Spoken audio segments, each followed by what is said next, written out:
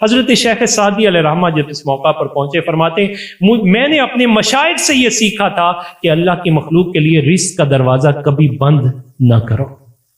آج ذرا سی تنگی آتی ہے، فیکٹری اونر فوراً کہتا ہے جس کا چولہا اس کی مہربانی سے چل رہا ہے، اس کا اپنا بینک بیلنس بڑا ہی کیوں نہ ہو، وہ کہتا ہے بھئی میں اب تمہارے ساتھ نہیں چل سکتا، میری طرف سے معذرت کو قبول کرو۔ یار وہ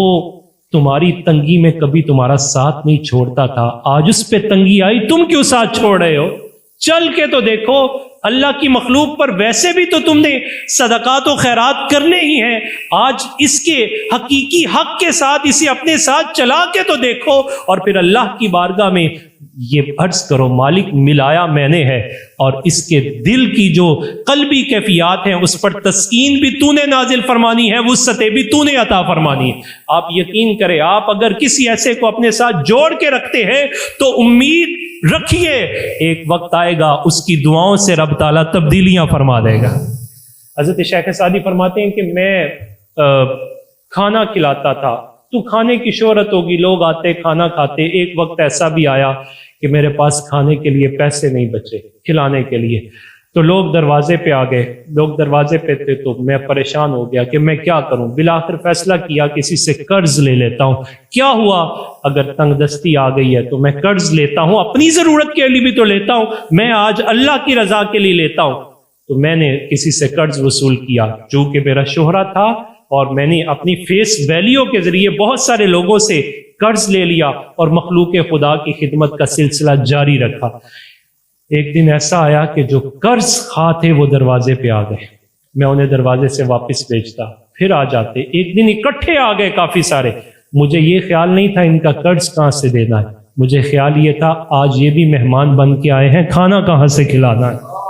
تو شیخ سعدی فرماتے ہیں اسی کیفیات میں تھا کہ ایک چھوٹا سا بچہ، اس کی آواز مجھے آئی، وہ کچھ بیچ رہا تھا، میں نے باہر نکلا اور اسے کہا بیچنا چاہتے؟ اس نے کہا بیچ رہا ہوں، تو کہا آج سارا سودا مجھے دے دو۔ بچہ بڑا خوش ہو گیا، کہا یہ جتنے مہمان بیٹھے ہیں سب کو کھلاؤ، سب کو دے دو۔ اس نے جو اس کے پاس تھا ساری اپنی چھابڑی خالی کر دی، دے دیا، بڑا خوش کہ آج تو بہت جلد مجھے میرا گھاٹ مل گیا۔ جب اس نے دے دیا تو مجھے کہنے لگا پیسے دو، میں نے اسے کہا یہاں بیٹھ جاؤ، یہ بھی پیسے مانگنے کے لیے آئے ہیں، اگر انہیں ملیں گے تو تمہیں بھی مل جائیں گے۔ یہ بوستان اور گلستان حضرت شیخ سعدی علیہ رحمہ کی انر پیوریفیکیشن کے لیے انسان کو کبھی کبھی اس کا مطالعہ کرنا چاہیے۔ یہ فارسی کتابیں ہیں، ان کا اردو بھی میسر آ جاتا ہے۔ صوفیاء کیسے اندر کی پاکیزگی کے لیے اپنی ذات کو بھی پیش کرتے ہیں عملی نمونہ کے طور پر۔ شیخ سعدی فرماتے ہیں وہ بچہ بیٹھ گیا، تھوڑی دیر گزری، جب شام کا وقت آنے لگا تو بچہ میرے پاس آیا، کہنے لگا آپ کو معلوم ہے کہ میں یتیم ہوں، گھر میں ایک بہن ہے اور ماں بھی ہے، میرا انتظار کر رہی ہے، اور جو کچھ تھا وہ سرمایہ سارا ختم ہو گیا،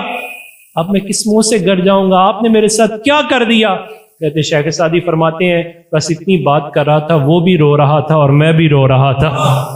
میں نے اسے کہا بیٹھ جا، وہ بیٹھا اور رو رہا تھا، لیکن بیٹھے بیٹھے اس کی کیفیت بدل گئی۔ پتہ نہیں اس نے اپنے رب کے ساتھ کیا بات کی، کیا مناجات کی، میری بھی کیفیت بدل گئی کہ یا اللہ مخلوق تیری تھی، بیجا تو نے دروازے پر ہے، اور میں اپنی مہمان نوازی کی اس کیفیت سے اور مخلوق خدا کی خدمت کے اس سلسلے کو تنگ دستی میں منقطع نہیں کرنا چاہتا تھا، تیری رضا کے لیے سب کچھ کیا۔ کہا اتنی دیر تھی کہ دروازے پر دستک ہو گئی اور ایک شخص اشرفیوں کی تھیلی لے کر کھڑا ہے، کہنے لگا سعدی تمہیں یاد ہو کہ نہ ہو، تم نے ایک دفعہ مجھ پر وہ احسان کیا تھا اور کچھ رقم دی تھی، اور عجیب آدمی اور دے کے بھول گئے، مطالبہ بھی نہیں کیا، آج وہ رقم لے کے میں تیرے پاس آیا ہوں، اپنی اس رقم کو قبول کرو۔ فرمایا میں نے اسے قبول کیا اور فوراً کہا کہ ان سب میں تقسیم کر دو، سب کا قرض ادا ہوا، کچھ زیادہ بھی بچ گئی۔ اب وہ جو قرض خواہ تھے وہ سوال کرنے لگے، ہم نے بڑے چکر لگائے، بڑی کیفیات ہوئی، لیکن آج کیا ہوا؟ تو شیخ سعدی کہتے ہیں میں نے پھر ان کو ایک بات کی، کہا بات یہ ہے پہلے تم سب آتے تھے لیکن تم میں رونے والا کوئی نہیں تھا، آج ایک رونے والا آیا تھا، اگر سے چھوٹا ہی کیوں نہیں، لیکن اس کے رونے کی وجہ سے رب نے تم پر بھی خوشحالی کر دی اور مجھ پر بھی خوشحالی کر دی۔